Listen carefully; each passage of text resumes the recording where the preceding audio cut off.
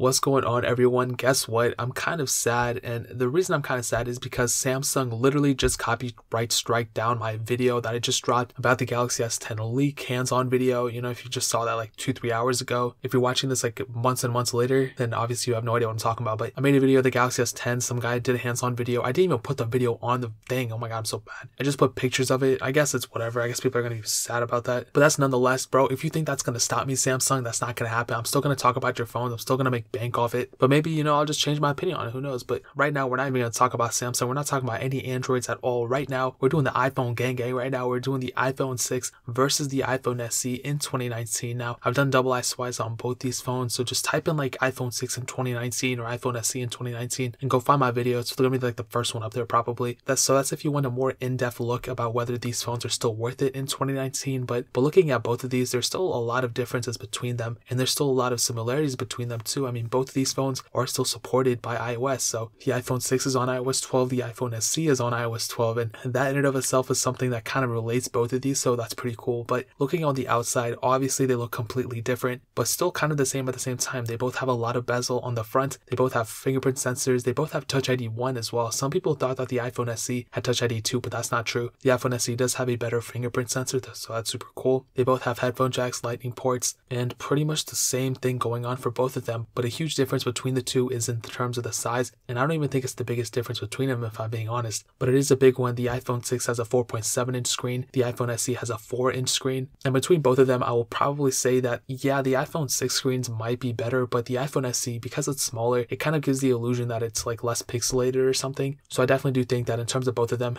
you can't really go wrong with either of them. They're both not really like amazing panels anyway, so it's like whatever, honestly. Now, one thing I kind of want to hit on really quick is just the software of them. Now, a lot of people for some reason think that the iPhone 6 is going to get iOS 13, and I'm pretty sure it's not going to happen. I'm pretty sure the iPhone 6 is going to stop at iOS 12, whereas I think the iPhone SE is going to go one step further and it's going to get iOS 13. In terms of the iPhone SE, people think because the iPhone SE was released after the iPhone 6s, it's going to last longer or something like that, and I honestly would hope that's the case. I hope it were to get iOS 14 because people know that the iPhone 7 is going to get iOS 14, but I'm pretty sure that the iPhone SE is going to stop at iOS 13 as well, along with the iPhone 6s. Now, if the iPhone 6s were to go one step further, it could get iOS 14, and I hope that is the case, but as of right now, we're still kind of far away from that, you know, realm, but I'm pretty sure the iPhone SE is probably most likely going to stop at iOS 13, so at least it's going to last longer than the iPhone 6, so that is a super cool thing. So in terms of both of them, the iPhone SE is going to last longer in terms of software than the iPhone 6, so that is a really cool thing in and of itself. And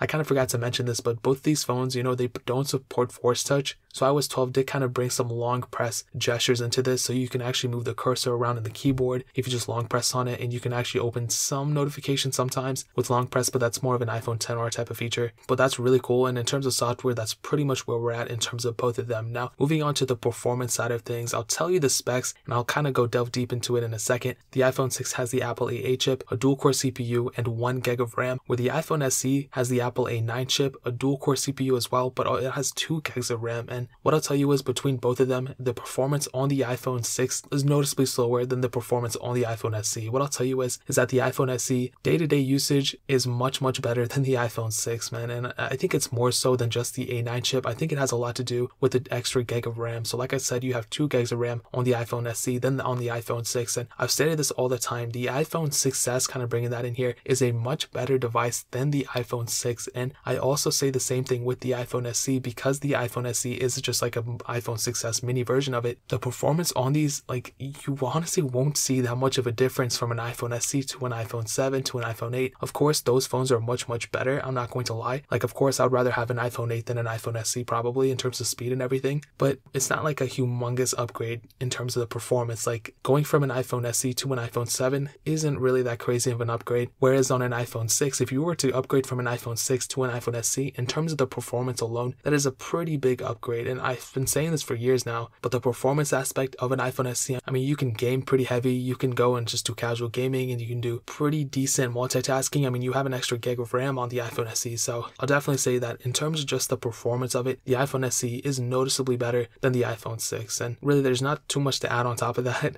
I don't think the iPhone 6 performance is horrible at all, but I definitely think that between both of them, the iPhone SE is a much better performer, and it's definitely worth the extra money in my opinion. And this might be the biggest difference between both of them. Like I said, said before that the size was probably the biggest difference, but I definitely do think that maybe the performance aspect of it is probably the biggest one. So that kind of covers the performance aspect of it. Now I do kind of want to hit on the camera real quick. So the iPhone 6 has an 8 megapixel sensor on the back. You can shoot 1080p videos on it, so that's kind of cool, I guess. But the iPhone SE has a 12 megapixel sensor. They both don't have optical image stabilization. It's kind of a negative thing, I'm sorry. But you are able to shoot 4K videos on the iPhone SE, so that's a super cool thing. You can shoot 1080p at 60 frames on the iPhone 6 and on the iPhone SE, but you can shoot 1080p at 120 frames on that, so a little bit better in my opinion. And obviously stated by the specs itself, it is obviously a better camera sensor. And I've tested and I've compared both of these cameras before, and I'm like, in good lighting, I mean, you can't really tell that much of a difference. With any phone, you can't tell that much of a difference, but when you come to this lower lighting, you come to like the indoors and you try to take like decent photos, I would definitely say that the iPhone SE is a better camera sensor overall than the iPhone 6, even just in raw photography. Now the settings in between both of them are pretty much the same. There's no portrait mode, no like studio lighting, nothing like that. But just in terms of the raw camera quality, I definitely do have so much respect for the iPhone SE, and I think it is much better than the iPhone 6. But interestingly enough, the front cameras on both of these are exactly the same. You have 1.2 megapixel sensor on the iPhone 6 and a 1.2 megapixel front-facing camera on the iPhone SE as well. They both shoot HD videos, and I'll definitely say that I think the iPhone 6 era cameras on the front cameras weren't really that good, but they weren't really that bad either. I think they were still kind of better than the Android counterparts that were coming out around this time. But I would definitely say that in terms of both of them, the front cameras are pretty much identically the same, but the back cameras are where the biggest differences are, and I would rather have the back camera on the iPhone SE than the back camera on the iPhone 6. So I would definitely say that the iPhone SE wins in the camera department as well. Now kind of going into the battery life, now this is kind of interesting because I personally thought that because the iPhone 6 had a bigger battery size, it would probably end up having better battery life, but this isn't really the case for this phone. The iPhone 6 had a 1810 mAh battery, the iPhone SE had a 1624 mAh battery, and what I will tell you is that the battery life between these two are pretty different. I thought, like I said, the iPhone 6 might be better, but I definitely do think after iOS 12, the iPhone 6 battery life kind of went down a little bit, but the iPhone SE battery life, I think, in my opinion, went up. So even though it has like 200 less milliamp hours, I definitely do think that the iPhone SE has better standby time and better usability time as well. If you haven't seen my past reviews of the iPhone SE on iOS 12, I did a couple battery tests early on in iOS 12 on my second channel. If you want to subscribe to that, link's in the description. But in those videos, I pretty much talked about all those different things I did, all those different things I tested, and screen time was pretty decent on the iPhone SE. It lasted much longer than any other iPhone that I was testing at the time. And I'll definitely say that in terms of battery life for both of these, the iPhone SE, I think, outperforms the iPhone 6 in terms of the battery life. Even though the battery health on both of these is almost near 100%, I think they're over 90%, I still think that the iPhone SE has better battery life than the iPhone 6. So pretty cool thing, another plus point for the iPhone SE. And I kind of want to hit on this, man. The used prices for this thing are still pretty much the same. Like you can get an iPhone SE, I think in some cases cheaper than an iPhone 6, and like that should not be the case. I think in my opinion, the iPhone SE is a better phone overall than the iPhone 6, and it's really no secret either. I mean, the biggest downside maybe for a lot of people to get an iPhone SE, or why they're kind of intimidated to not get it, is probably the size. You know, they're like, I want a bigger phone, I want a phone with this